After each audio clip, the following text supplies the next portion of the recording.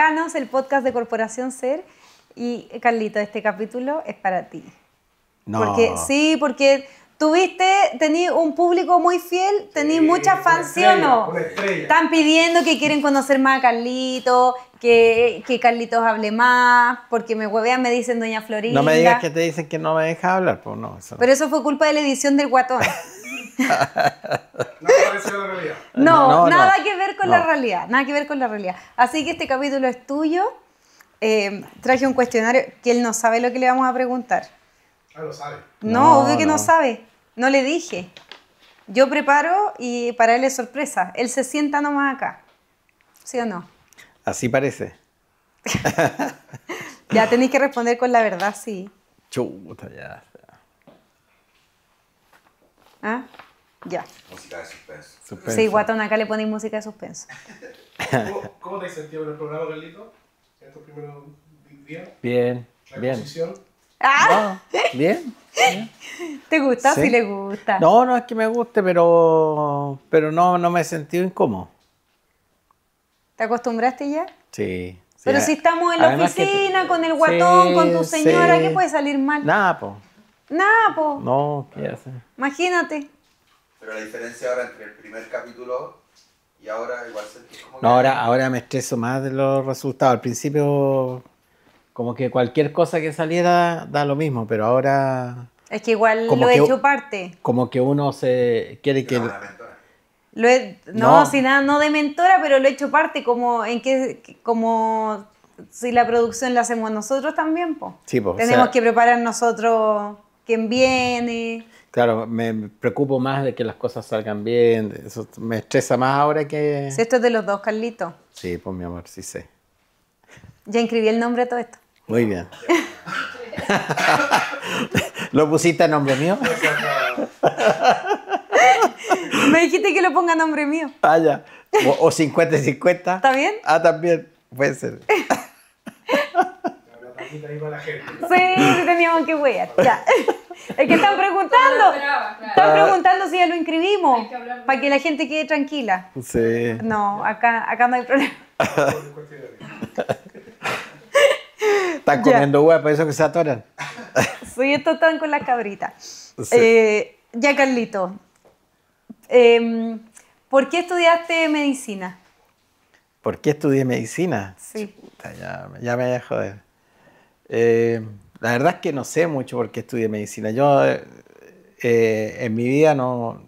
Tú sabes que no he tomado muchas decisiones respecto al futuro profesional. Pues, me voy a hacer empezar desde chico, hasta igual que con los pacientes. No, la verdad es que yo era súper mal alumno. Súper mal alumno. No me echaron, no sé por qué no me echaron del colegio. Porque pero- tu tío era el fundador, po. no, claro, porque teníamos pituto, como todas estas cosas aquí en Chile. No era mi tío, era un tatarabuelo bien lejano, pero bueno. Yo era mal alumno, mal. Pero mal alumno desordenado o de malas notas. No hacía las tareas, era un desastre, era un desastre. Y estaba todo el día viendo las moscas en las ventanas. O sea, no me diagnosticaron de déficit atencional porque en ese momento no existía esa cuestión. Ya, pero no, y mal hasta octavo básico. Y tú te sentías ahí así como el porro del curso. No, si eran puros cuatro, con cuevas. ¿Y tus papás qué te decían? ¿Ah? ¿Qué te decían tus No, papás? si mi viejo pensaba que yo era de mental, po. Es verdad. Pero es que Sí, sabéis po. que Carlito es el quinto hijo y eran 4 mujeres y él fue un hombre muy esperado en una época en que tú sabías si la guagua era hombre o mujer cuando nacía. Entonces imagínate que nace el quinto hijo en Valdivia de una mamá acuática. Era acuática tu mamá. No sé, yo... Sí, tus hermanas cuentan. ¿Tú la conociste? No, sí, la mamá de Carlos se murió cuando él tenía 20 y tantos. Estaba en Claro. la universidad. No, pero yo era... Pero pasaba en mi mundo, en realidad eso es lo que pasaba. Yo estaba en mi mundo, jugaba todo el día. Pero era el único hombre chico. Claro, el la- más chico, era el regalón de la La verdad mamá es que y del papá. el colegio no lo pescaba mucho, pero hasta octavo básico. Y ahí, bueno, era un colegio, no voy a decir el nombre, pero era un colegio donde teníamos puros profesores extranjeros. Y nos pegaban también, po. Si a cachetadas nos enseñaban. Pero cuenta que era, Sí, era colegio alemán. Si Sí. estaba en el colegio alemán de Valdivia. Sí, entonces, la verdad es que no sé si eso influyó mucho, pero yo lo pasé muy mal en esa primera etapa. Y un día llegó un profesor chileno y era como la novedad, po, weón. O sea, un profesor que hablara español era como, Charlar con usted. claro. Y estábamos pasando no sé qué materia en biología y esas cuestiones que a mí se me ocurre preguntar, hacer una pregunta. Y el profe llega y se para y dice, oye, buena pregunta, dice. Muy buena pregunta. Y yo dije, o sea, ¿cómo yo voy a hacer una buena pregunta? Pues yo pensé que... Y ahí hice el switch. Y ahí empecé a estudiar biología y me empezó a gustar la biología. Y la verdad es que de ahí, desde primero medio hasta cuarto medio, la verdad es que fui mejor alumno. Me dedicaba a estudiar filosofía, a estudiar biología. Bueno, Pero ese comentario de ese profesor te hizo, te hizo sentir me hizo el cambio. pero que te sentiste Me inteligente. me sentí valorado, que es una de las cosas que yo creo que a la gente le pasa. Sí, po. Que en algún momento uno se siente valorado y ahí dice, pucha, en realidad a lo mejor puedo. Que eso es para todo. Así que no crean que, no sé, hay gente que de repente a uno lo ve como un gran doctor. No es así, si la cosa es como todas las personas en la vida, es con esfuerzo, es con frustraciones, es con dolor. La verdad es que yo en esa época no lo pasé bien. Antes de este florecimiento, digamos. ¿Y en el colegio socialmente cómo era? No, perno, po. ¿Era el perno? Perno, total. Po. No, por no decir ahueonado. No, era un ¿Te desastre. molestaban en el colegio? No, no tanto, pero no, yo era muy tímido, muy tímido. Bueno, y ahí también me ayudó bastante el deporte, porque esto fue casi coincidente con el deporte. Y yo empecé a hacer un deporte, empecé a remar y con un gran amigo que es Marcelo Rojas y Alejandro Rojas, que vivían al lado mío, empezamos a remar y al final nos dedicamos a remar y a estudiar. Y ahí como que se encauzó mi vida.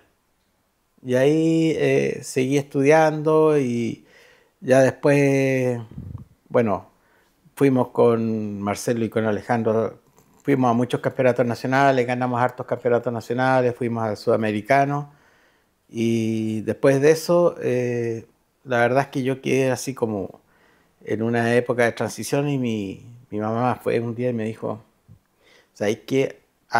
Mejor ándate un año para afuera. Y yo dije, ya, pues, me voy un año. Y me fui un año a Alemania. En tercero medio. Claro, en tercero medio. En tercero medio me fui un año a Alemania. ¿Y tan tímido? Sí, pues, pero es que, ¿sabes qué es lo que pasó? Súper tímido y súper perno. Si hasta ahí las mujeres yo creo que me veían pasar así como a JP, pues así por el lado. No, sí, teníamos un grupito chico de amigos, pero la verdad es que yo, esa época era una época en que yo me dediqué al deporte y un poco al estudio. Y después me fui a Alemania y como dijo mi viejo, es la plata, él perdió la plata en ese, un año que no hice nada. Pero no hiciste nada, fuiste No, al colegio. No, sí, fui a un colegio bastante bueno en Alemania, no aprendí nada de materias ni nada de eso, pero me dediqué a estudiar filosofía con los alemanes que como son cuadrados, nos juntábamos a leer filosofía, yo ahora lo veo para atrás y digo que fome, más grande, pero y discutíamos libros y ahí tuve una familia muy bonita en que él era, el papá de esa familia era psicólogo. Así que nos quedamos todas las noches conversando de la vida y ahí fui aprendiendo mucho. Y después volví a Chile y ahí ya me dediqué también a la parte del estudio y ahí tenía la duda si estudiar medicina o investigación en áreas de biología.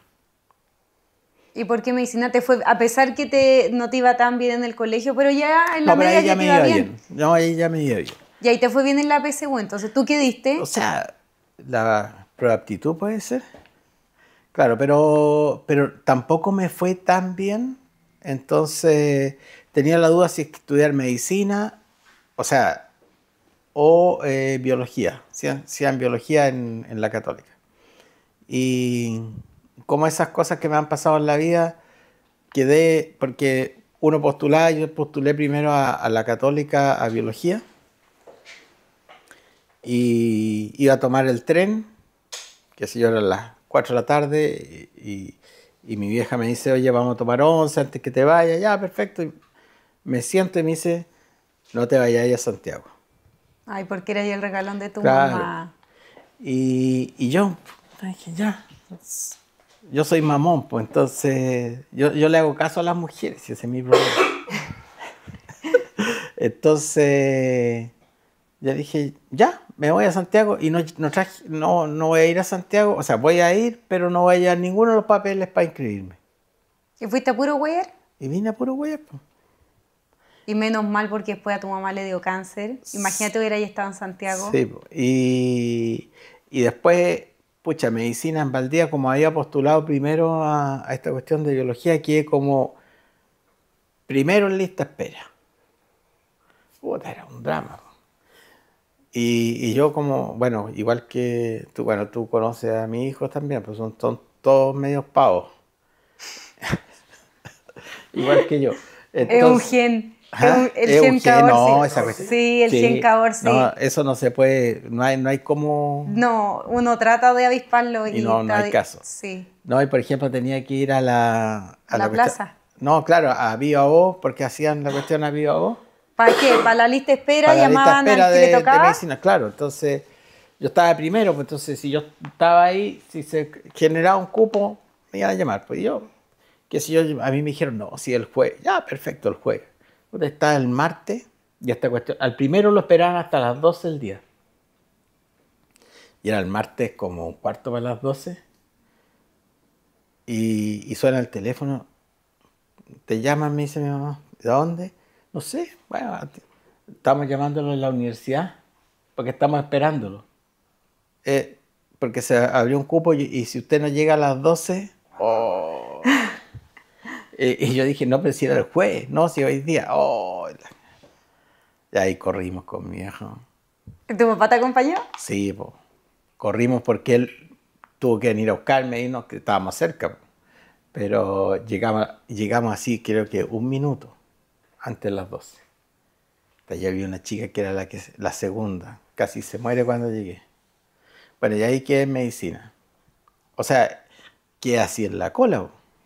¿Y tu papá era profesor de la Austral? Sí, po. Él fue fundador de la Austral y fue el primer decano de la universidad, de la Facultad de Medicina. ¿Y eso era bueno o era malo? Malo. ¿Sí?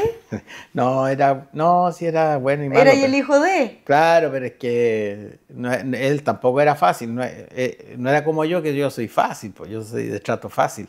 Ahora. Con mis colegas. Ahora está domesticado. No, con mis colegas. No siempre. Él también era peleador con los colegas.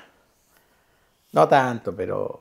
Entonces, sí, pero son cosas. Pero tu papá era patólogo. Sí, él era patólogo, sí. Y ya, pues, ahí me puse a estudiar medicina y la verdad es que me dediqué a estudiar toda la carrera.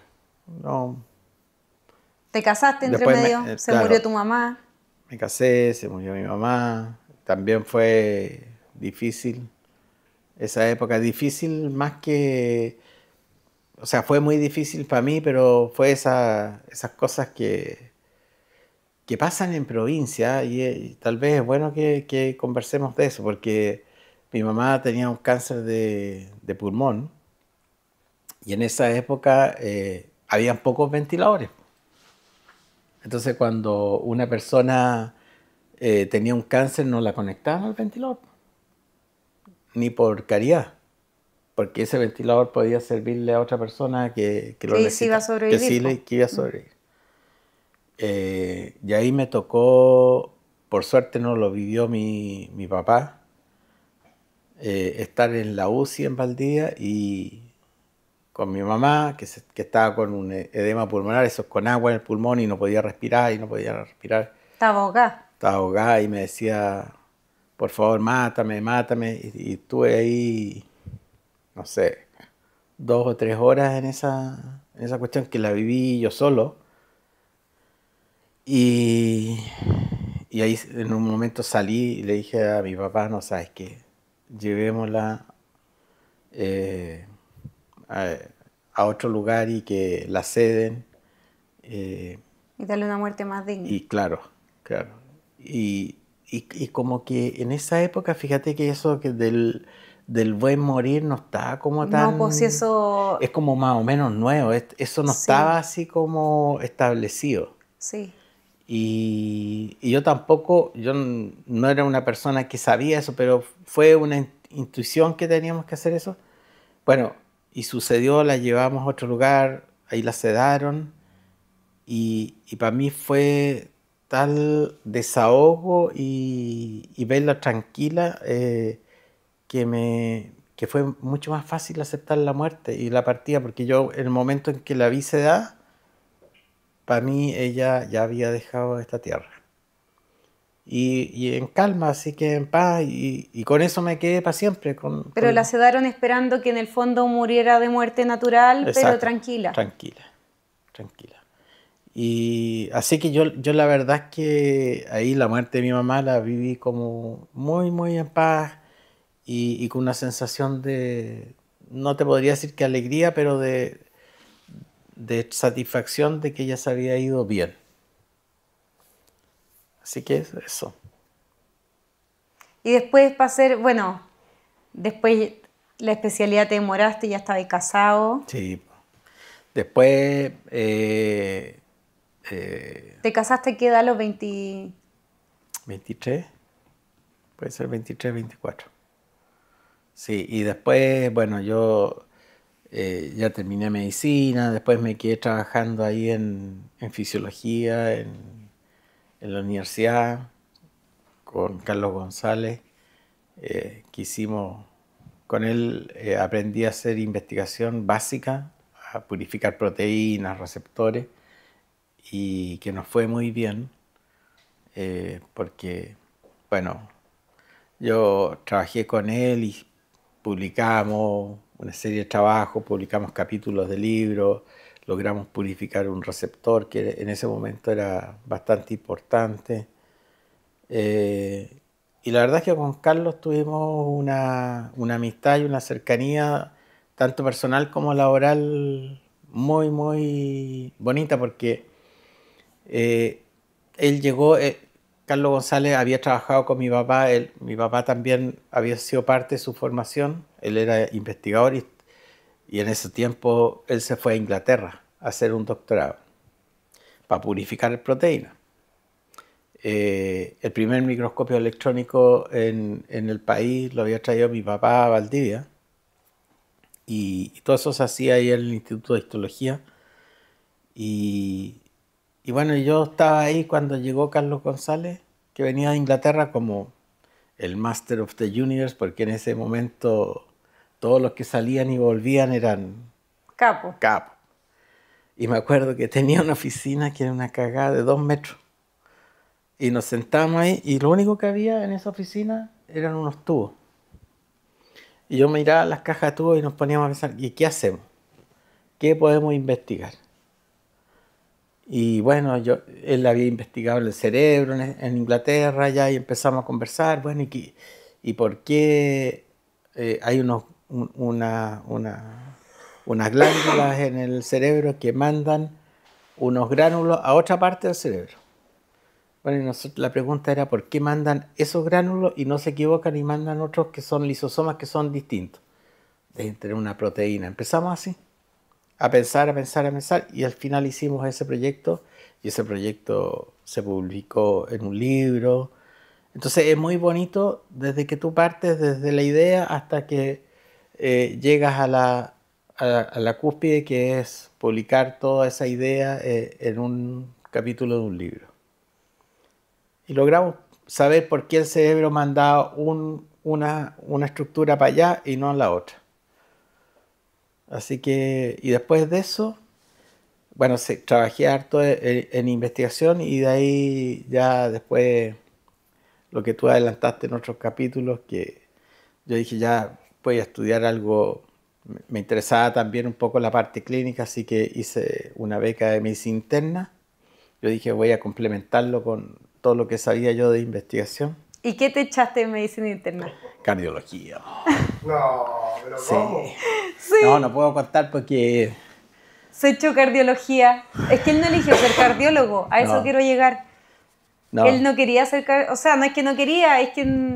No, lo que pasa es que a mí en medicina me iba bastante bien. Y, o sea, yo no sentía que me iba muy bien, pero no tenía malas notas. De hecho, terminé con buenas notas la beca de medicina, pero estaba en medicina y me eximí de las principales cosas que eran nefrología, medicina interna, pero tenía que dar el de cardiología. Y yo nunca había ido a clase, nunca. Entonces, no sé si ahí hubo algún problema. Tu papá se había agarrado con el No, profesor. si se sintieron, no, se sintieron conmigo. Bueno, la cuestión es que... Claro, así como, ¿cómo le vamos a poner buenas notas si este cabro nunca ha ido a clases? Bueno, pero no importa, si mira, ya la vida, y entro, y la verdad es que me bloqueé, me hicieron una pregunta bien, yo todavía me acuerdo que me dijeron, bueno, un paciente con insuficiencia cardíaca, ya yo empiezo, es un paciente grave, chuta, y me preguntan, ¿y qué es grave para ti? Y ahí Cagaste. cagué. Bueno, la cuestión es que me tenían que rajar y me rajaban me pusieron un 3, 8 creo. Y yo salgo y digo, oye, con un 3,8 apruebo. Porque tenía buenas notas. Y entonces le digo a la secretaria, oye, es que yo apruebo con esa nota. Y entró y me bajaron la nota. ¡No! Sí, me la bajaron. Bueno, fue toda una historia que ya no tiene mucho sentido, y después tuve que dar ese ramo porque justo cambiamos y lo tuve que dar en el verano, y ahí ya me fue bien y todo. Y no es que me haya gustado mucho la cardiología en ese momento, así no era tampoco eso. Y terminé la beca de medicina interna y después estaba trabajando, o sea, antes de terminar la beca de medicina interna, lo que tú contaste el otro día, que pasó un médico y me dijo, oye, ¿por qué no te dedicas a intensivo? Y había un cartel que en una clínica se ofrecían becas. Me vine a Santiago, me entrevisté con el jefe de la UCI en ese momento de esa clínica, y para optar a la beca, y la verdad es que el cupo estaba ocupado ya, así que me dijeron, ya, entonces yo le dije, ya, pues, hasta aquí llegamos. No, me dijeron, sigue conversando, y finalmente, viendo mi currículum, me contrataron. ¿Y por qué eres cardiólogo y no eres oncólogo ni nefrólogo? Yo estaba haciendo turno en la UTI, ¿ya? En la clínica, y un día pasa un doctor y me dice, oye, ¿no te interesaría hacer cardiología? Puede ser, le dije yo. ¿Y si te hubieras dicho cirugía plástica? Tal vez también le hubiera dicho que sí. Pero yo tenía, en ese momento yo dependía de los ingresos de un turno en una unidad intensiva. Estaba en una situación económica no muy buena, como pasamos todos.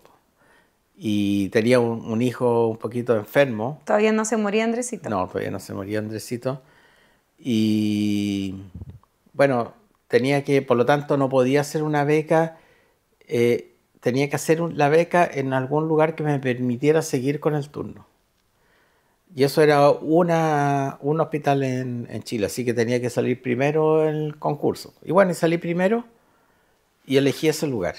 Y ahí me fui a hacer la beca al Hospital Salvador, y ahí seguí con la enfermedad de Andresito, que fue bien difícil, pero finalmente, bueno, saqué la beca y después me fui a trabajar de cardiólogo. ¿Y Andresito falleció cuando estaba ahí en la beca? Sí, falleció cuando estaba en la beca. Sí. Y Y después de eso, bueno, me fui a un hospital y ahí hacía turno porque de repente mi hijo me dice, el Paolo me dice que está tan cansado porque hizo un turno a la semana y yo hacía jueves, viernes, sábado, domingo. Es que el Pablo está haciendo el Está internado y haciendo está el hecho internado. mierda. No, pero sí, es que antes Es muy sacrificado. es muy sacrificado. Bueno, hacía todos esos días de turno y después la beca la hacía lunes, martes, miércoles, así. Y yo todo, de jueves, viernes, sábado y domingo, estaba de turno, en distintos lados. Pero eso, yo creo que más allá de ser una cosa difícil, a uno lo va templando en esta carrera. Oye, después, porque Carlos se dedica, después de cardiología, él siguió estudiando y hiciste una especialidad que se llama hemodinamia. Sí.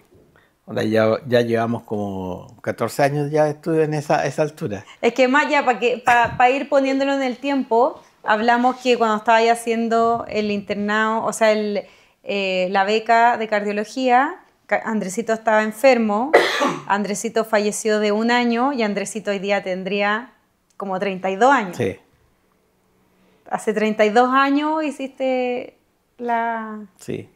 Y Yo tenía 3. tú todavía no nacías. Yo no estaba ni en pre-kinder. Nada hacía presagiar, nada. Sí, po. Yo tengo la edad de la hija mayor de Carlos. Sí. Sí, para que la gente no se confunda, que no es que la gente pensó que yo había sido tu amante. No, nunca. Cha. Esa fue la edición maliciosa. Esa fue la edición maliciosa del Guatón. Sí. Para que se hiciera viral. Cuando Carlitos se separó, aprovechamos de aclararlo, cuando Carlitos se separó yo estaba en el colegio. Así que no dan Así que no dan los números, no dan los números. Así que bueno, eso. Después pasó otro doctor y me dijo, oye, ¿por qué no hace hemodinamia? Que es esto de abrir las arterias en los infartos. Sí, podría ser también. Y además era una especialidad nueva, Sí. porque antes los infartos o se morían o les abrían el O tórax. sea, relativamente nueva, pero sí, y ahí sí, fue muy bonito porque también yo como tenía toda la formación de la UCI, después aprendí hemodinamia y con gente muy, muy valiosa. Muy Porque hoy valiosa. día, para que la gente sepa cómo es esto de los infartos, el paciente entra despierto a pabellón y se meten por el brazo o por la pierna con un catéter que es como un alambre del porte de un pelo, es como del grosor de un pelo. Sí, y entran por ahí, llegan a la arteria que está tapada, meten un stent, que es una mallita, que la inflan adentro de la arteria y ahí esa arteria se abre y empieza a fluir sangre otra vez. Sí. Eso es hemodinamia. Y hoy día te demoráis en destapar una arteria 20 minutos, media hora. Sí. Sí, po.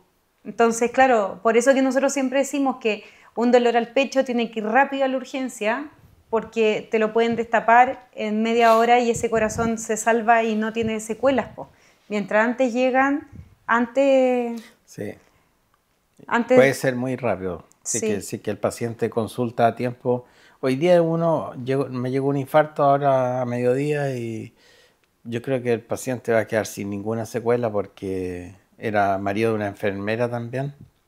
Y ahí ella le dio color seguro, po. Lo trajo de una... No. Él dijo, no, yo soy tan cobarde que me dolió y partí al tiro a la urgencia, así que lo trajeron rápido, la arteria está abierta todavía, lo abrimos. Yo creo que, a ver, yo empecé a pincharlo en la mano a las 2:30, yo tenía paciente a la 1 en la consulta, 1/4 para las 10 para la 1, estábamos listos. Oye, ¿te acuerdas del primer infarto que hiciste solo? No me acuerdo, fíjate. No me acuerdo, pero no me acuerdo del primer infarto, pero sí, yo digo, hoy día, yo no sé si como dices tú, el pulento. Siempre el pulento. Siempre el pulento, pero la verdad es que cuando uno revisa hacia atrás es por los materiales, es por lo que se sabía de cómo funcionan las cosas, pero había mucho más complicaciones de los que hay hoy día. O sea, hoy día para nosotros no es que sea fácil, pero no es como hace hace tantos años. Y además uno tiene hoy día mucho más experiencia, ya sabe qué hacer, qué es lo que no vale la pena hacer. Los materiales han mejorado mucho Han también. mejorado mucho, sí. Entonces hoy día es mucho más tranquilo. Además que tenemos un equipo que nos ayuda, que es espectacular. Bueno, ya pasó por aquí la Katy. Sí, sí. Hoy día está enojada, sí, hoy día está enojada. Hoy día no hablaba con nadie. Así es la Katy. Oye, ¿y algún caso que te haya marcado particularmente, así que te acuerdes, que lo tengáis, que digáis, porque nos pasa, yo que trabajé contigo, que entraba contigo a pabellón, uno ve milagros ahí acostados. Y uno después ve milagros que entran a la consulta y uno se acuerda del paciente muerto en la cama, muerto. Y después tú lo veías entrando y él ni se entera. Y uno les trata de decir, tú estuviste muerto. Tómatelo. ¿Cierto que uno les dice, tú estuviste muerto? Te morís cuánto nos hiciste sufrir y transpirar. Y estás acá cagado de la risa con tu familia. Yo me acuerdo de uno, ¿te acordás? ¿Y el de la trombosis? Sí. No, ese estaba muerto. Sí, estaba muerto. No se puede contar mucho porque los diagnósticos son reservados, pero era un paciente que era joven, que había pasado por había sobrevivido a varias cosas ya.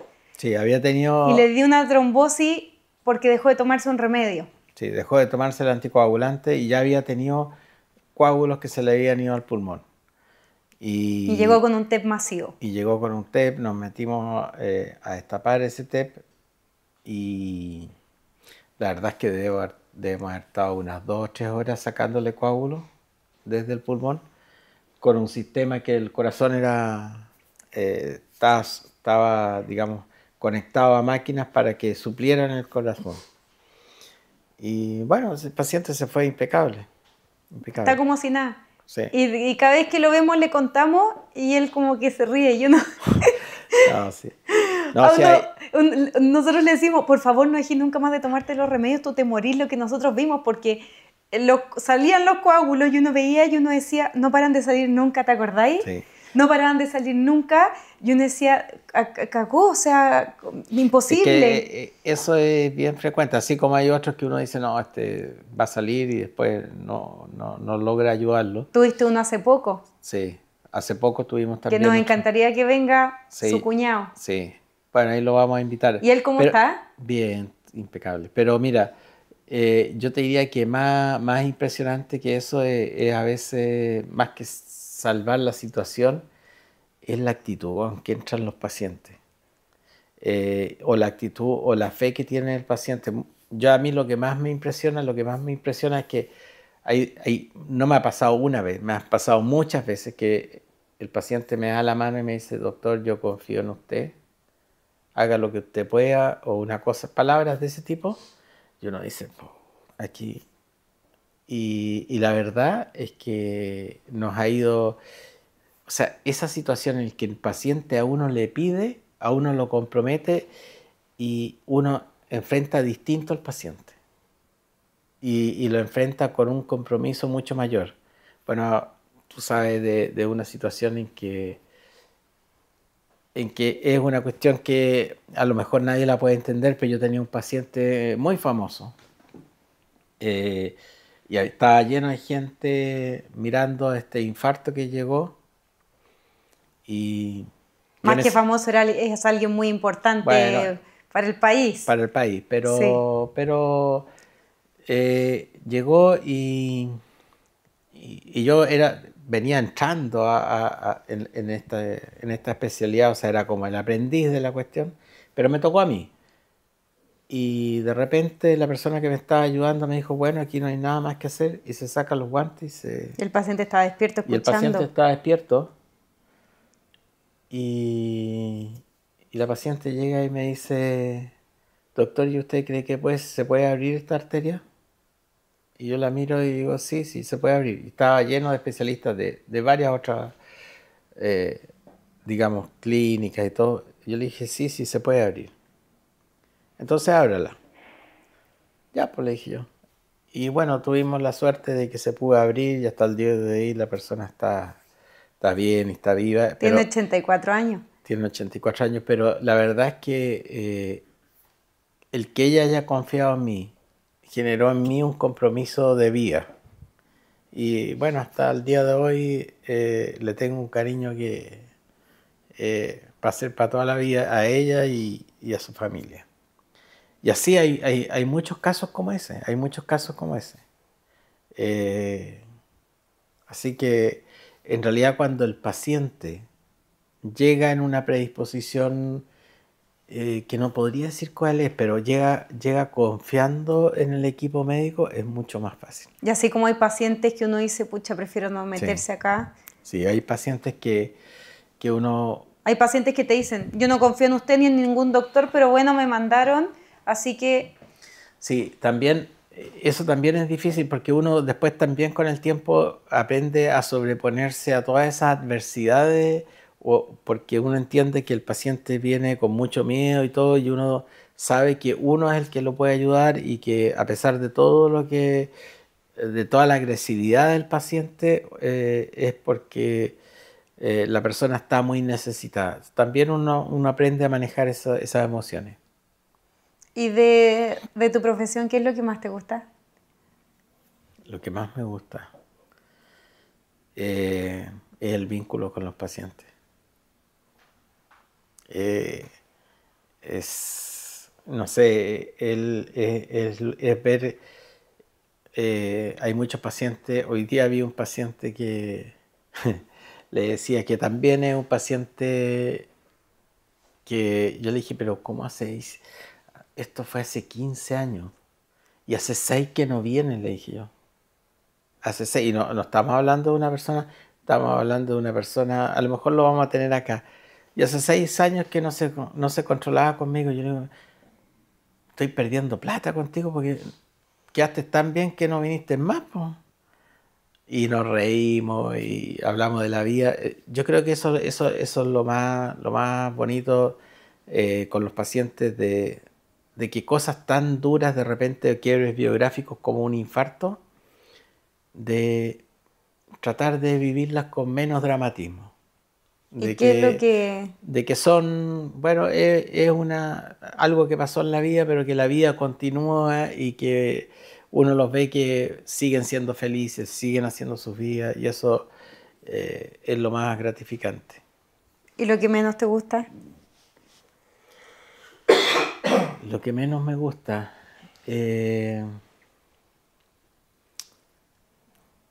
es sentir que lo que menos me gusta es la verdad es que, y no se da en mi equipo, en general, en el equipo, pero es cuando los doctores sienten que, o hay tanto ego en los doctores que ellos sienten que ellos son los que han salvado una vida, y al final yo creo que uno es un instrumento y uno trata de hacer lo mejor posible, pero los egos, lamentablemente, en nuestra profesión son muy, muy grandes. Entonces, eso es lo que más me choca, digamos, los egos de los médicos. Tú siempre has sido un poco contrario. Sí, yo soy medio... Sí. Pero no lo hago de pesado con mis colegas, no lo hago de pesado, sino que... pero yo creo que uno tiene que estar muy, muy centrado en eso, y muchos doctores son muy, muy humildes y la verdad es que... Pero como en todas estas cosas, de repente a veces los egos nos juegan a todos malas pasadas. Y hay que estar permanentemente uno haciendo un trabajo para evitar eso. Y te has dado cuenta, se nos viene septiembre, con sus ritmos, celebraciones, baile y lo mejor, los asados, las empanadas y el mote con huesillo. Se nos viene la primavera en Salcobrand. Ay, sí, y hay hasta 50% de descuento. Escúchenme en todo lo que hay descuento, y hasta 50%. Anticonceptivos, antialérgicos, suplementos, salud digestiva y mucho más. En salcobrand.cl y en todos los locales Salcobrand. Salcobrand, Salcobrand, tu bienestar nos inspira.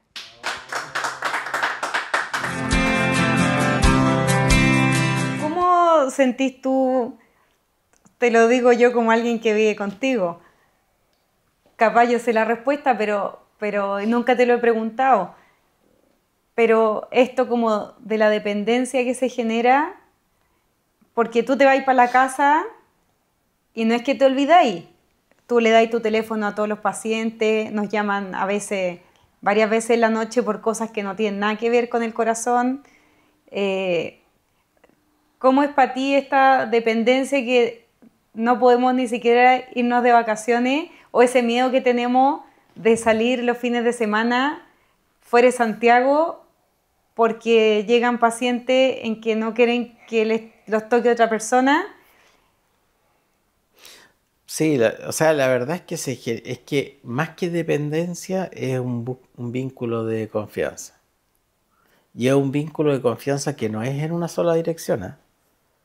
Es un vínculo de confianza en bidireccional. O sea, así como ellos confían en mí, yo confío en ellos. Y yo sé que ellos están confiando en mí, por lo tanto, para mí es un compromiso. No, Es que, no puedo sí. verlo de otra manera.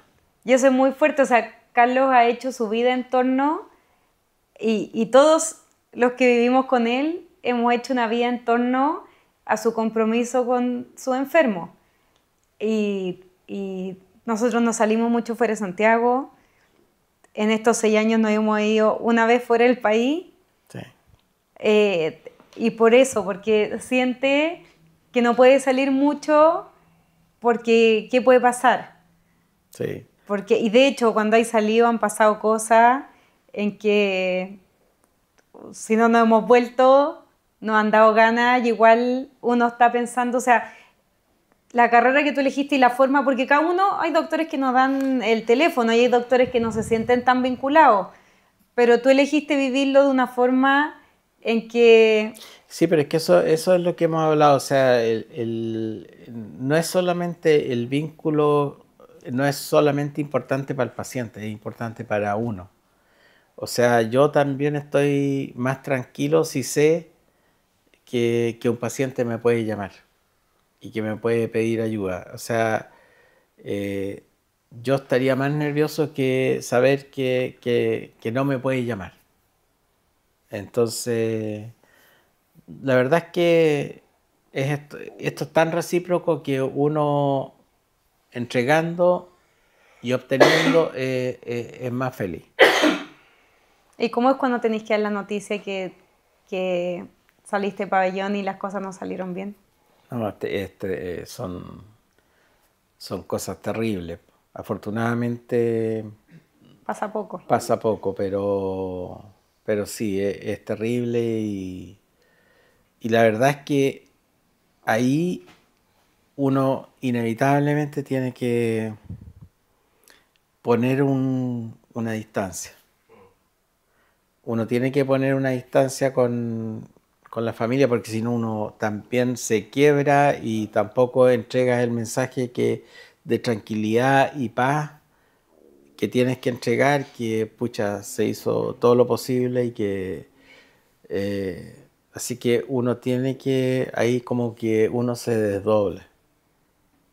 Que es algo que uno va también aprendiendo con los años. Y no es fácil, es lo más difícil probablemente.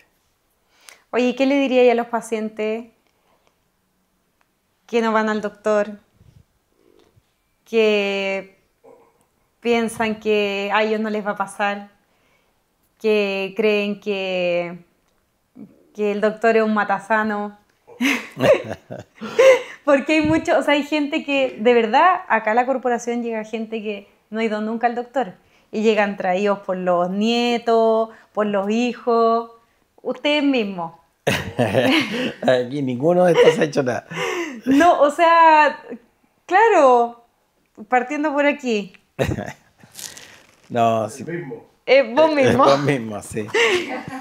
¿Qué le diríais a esa gente que no va al doctor? O sea, nosotras como enfermera, el mensaje que damos siempre es que uno no tiene que ir al doctor cuando está enfermo, uno tiene que ir cuando está sano. Sí. Y que ir al doctor es preventivo. Ojalá uno vaya y el doctor te diga que estáis bien. Sí, bueno. Eso, que le diría a toda la gente que cree que no le va a pasar y que tú veis que llega y está para la cagá y que si hubiera consultado 5 años antes, sería otro el camino. Claro, es que el problema al que nos enfrentamos ahí es que uno tampoco, o sea, lo ideal es que toda la gente se haga exámenes preventivos, eso no hay ninguna duda, ¿ya? Eso no hay ninguna duda. El problema es qué haces tú con una persona que tú sabes que no consultó.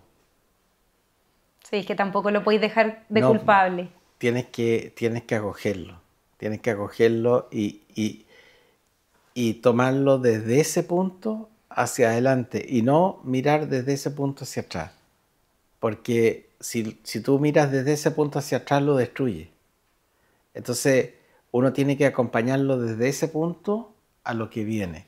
Y entonces es lo que hay que hacer. O sea, la verdad es que, claro, uno quisiera que todos los pacientes fueran en forma preventiva, que se descubrieran las cosas pero la vida no es así. La vida no es así y uno está para acompañarlo en todos los momentos. Además hay mucho desconocimiento de exámenes al corazón porque la gente cree que por hacerse un electro al año está bien y el electro no te mide cómo está tu corazón. No. La gente tiene esa sensación como que el electro da mucha información y el electro te da mucha información solo cuando estás infartado. Sí, o cuando hay alguna cosa como una arritmia, todo eso, pero efectivamente tienen que consultar a su médico en forma regular. A veces parecen consultas intrascendentes, pero uno muchas veces va conociendo a la persona y va calibrando cuando es una molestia que importa y cuando no. Entonces, uno los va conociendo. Esto es igual que cuidar una mascota, ¿ya? Uno sabe cuando la mascota está enferma, porque uno la ve rara. Bueno, con los pacientes pasa algo parecido. O sea, uno después con el tiempo también sabe cuando al paciente le está pasando. Y muchas veces el paciente no sabe expresar qué es lo que le está pasando, qué molestia es la que tiene. Y ahí uno tiene que empezar. O sea, cuando hay una persona que nunca se ha quejado de nada y viene y te dice, oye, me siento raro, pero uno sabe que nunca se ha quejado de nada, uno para la antena inmediatamente y empieza a buscarse. Vayan al cardiólogo. Por último, una repasadita, sus exámenes generales. Sí. Carlitos, tírate unas órdenes de exámenes. Eso, postulen.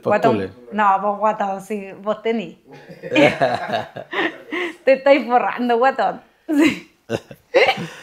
Una pregunta. Ya, ¿qué quiere preguntar, guatón? Volviendo un poquito atrás a lo que dijiste del estilo de vida de Carlos, de sí. no poder salir todo lo que quisieran, o de estar siempre atento a los pacientes. ¿Cómo lo sentís tú como pareja de él? Yo encuentro que es muy difícil ser señora de doctor. Es muy difícil, porque implica muchas cosas. Es mucho sacrificio, es mucho uno estar desde otro lugar. Hay que ser muy comprensiva, porque imagínate que a mi marido lo llaman a las 4 de la mañana.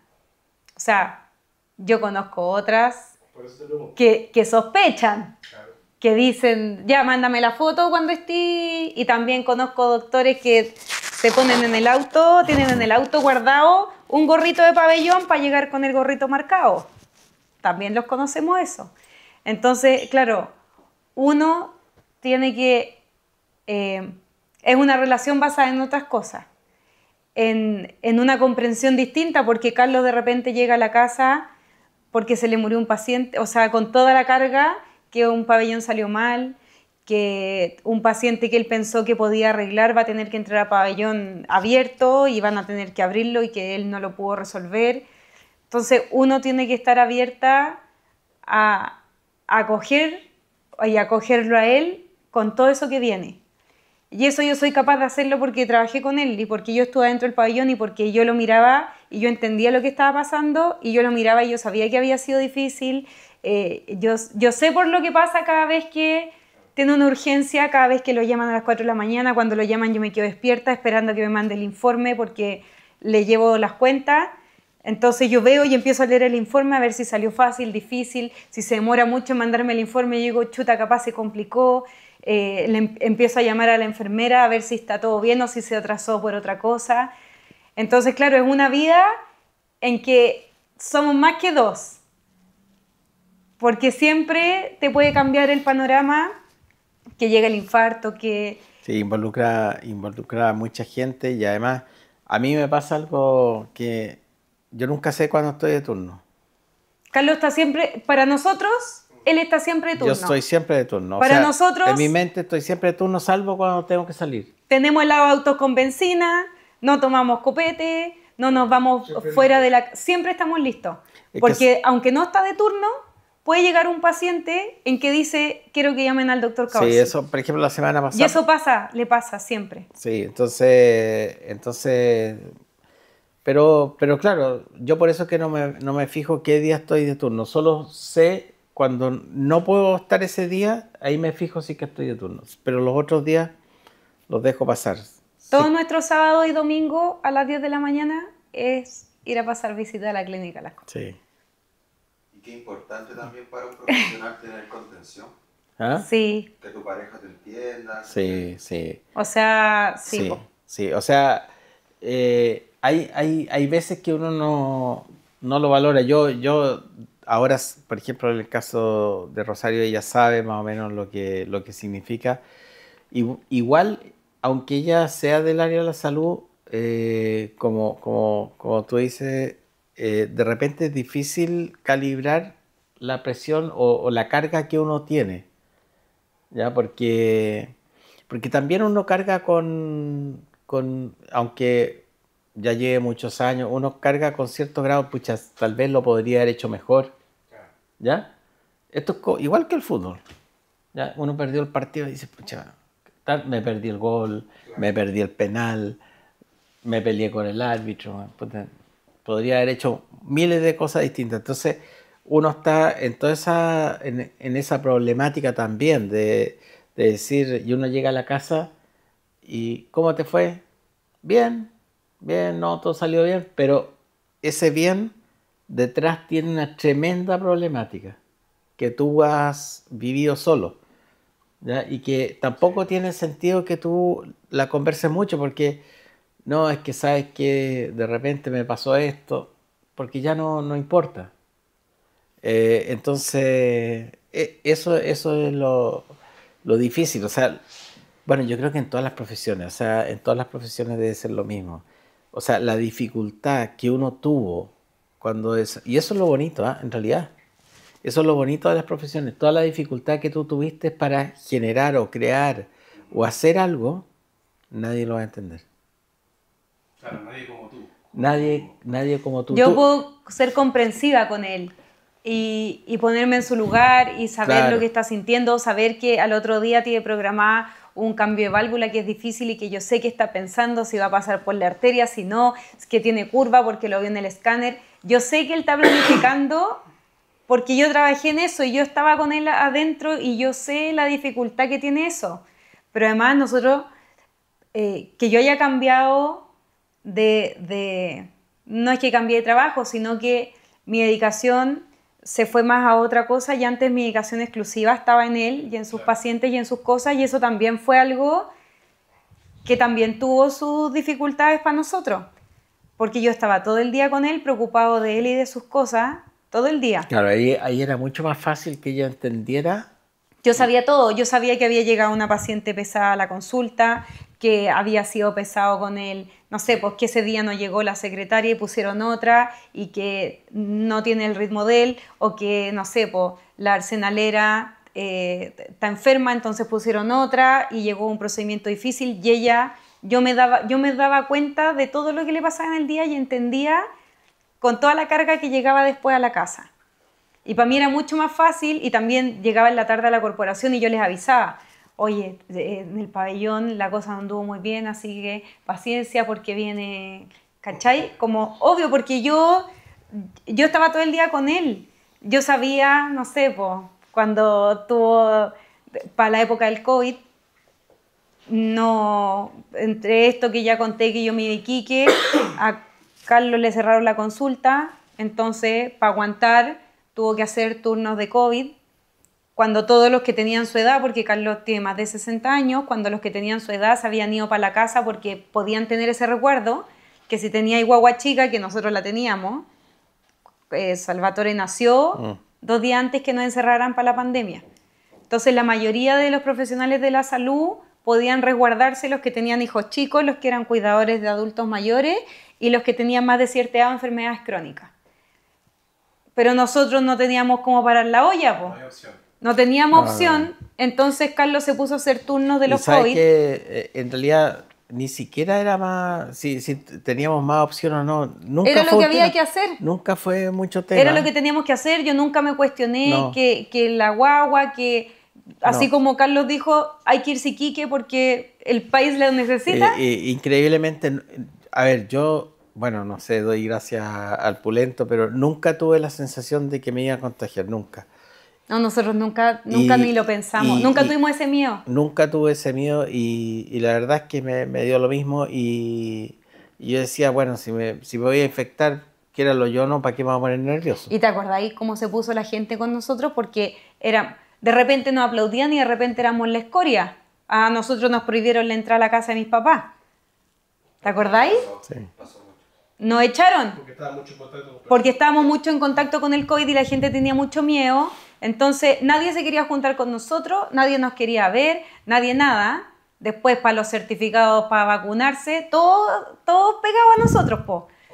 Pero claro, fue una época para nosotros también súper dura, en que además yo recién había tenido guagua, tuvimos que irnos, la corporación, estábamos, pero así aguantando.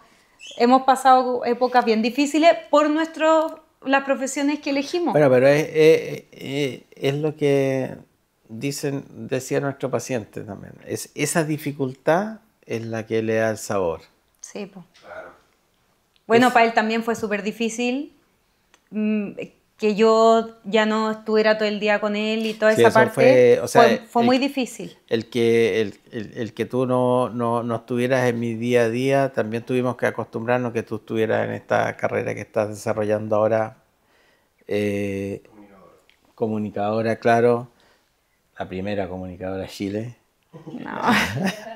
Pero fue un ajuste que No. hubo que hacer porque Carlos, imagínate que Carlos, que yo le hacía todo, porque Sí. yo le hacía todo, de repente, de a poco le seguía haciendo, pero ya desde otro lugar y Sí, ya no pero- estaba en su día a día y para él también fue...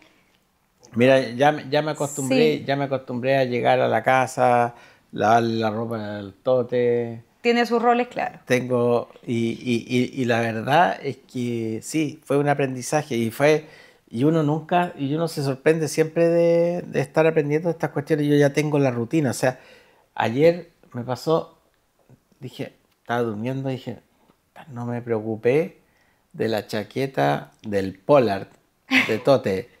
Weón, Porque él es el encargado porque del yo me uniforme. encargo de meter... Yo le Sí. hago la mochila, él le hace el uniforme. Yo lo meto al lavado, yo lo meto a la secadora y cuando me levanto a las 6 de la mañana pongo la secadora nueva para que esté Porque calentito. le pone la ropa calentita. Para que el tote... Antiguamente el papá no metía las manos en esa parte. No, po, no. No, mira, yo hago si me todo muero eso. mañana, Carlos sabe absolutamente todo lo que tiene que hacer.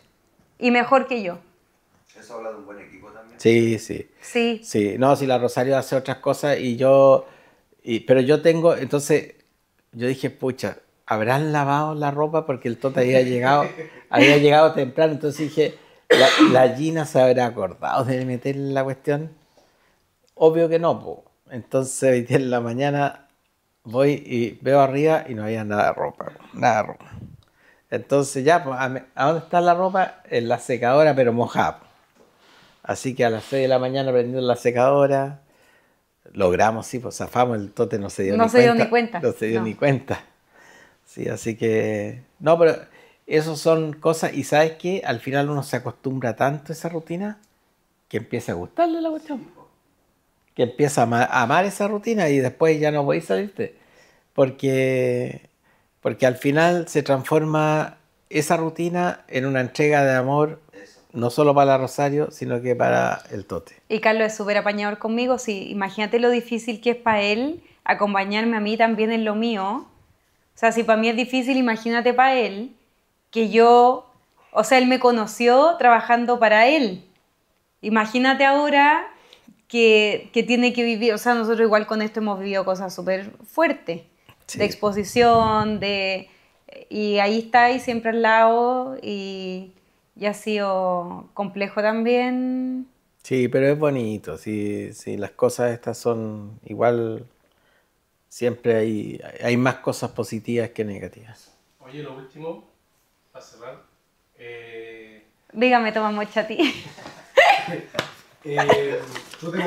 Cuando habláis de esto te emocionáis, Sí, porque igual como que lo admiráis, ¿no? profundamente, sí. ¿Qué tan importante es la admiración a la pareja para poder llevar eso? Para poder llevar acompañarlo en este estilo de vida, ¿cachai?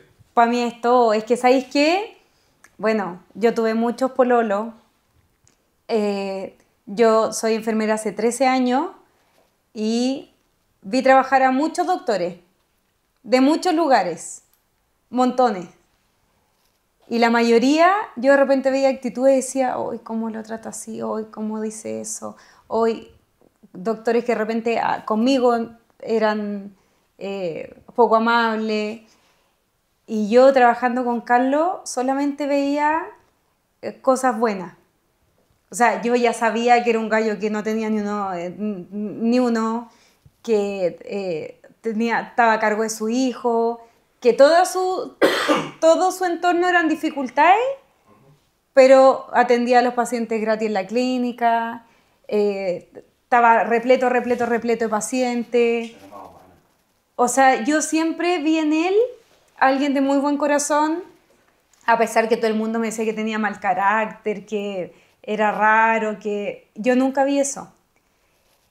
Y yo ya había trabajado con otros doctores tan cercanos como con él, y yo nunca en nadie vi ni su bondad, ni... Entonces, para mí, yo te juro, para mí Carlos es un sujeto de profunda admiración, y lo quise para mí. No, pero es que, en serio, o sea, yo lo admiro en todo, lo admiro como papá, lo admiro como marido, lo admiro como doctor, lo admiro como persona.